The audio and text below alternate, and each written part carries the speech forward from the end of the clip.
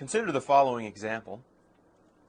If point 1 is the ordered pair -2, 3, and point 2 is the ordered pair -1, 5, and V is the vector form of P1 and P2, we want to write V in terms of I and J, or as a linear combination of I and J, and then we want to find the magnitude of that vector.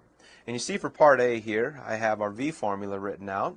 Good idea would maybe be to label these x1 y1, and x2 y2, and plug in our formula.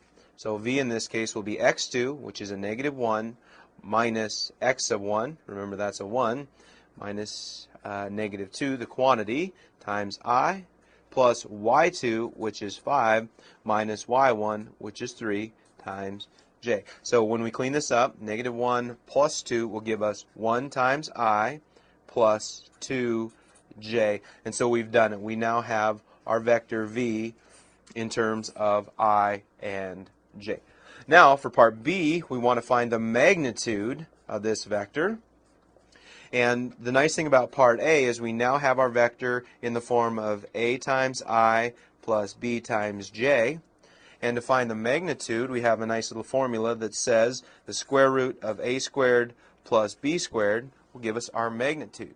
So let's go ahead and do that here. We have the square root of A, which was 1 squared, plus B, which is 2 squared. And so from this, we'll have the square root of 5. So we can say that the magnitude of this vector is equal to the square root of 5. So we've done it. We have our vector in terms of I and j, and we found the magnitude of that vector.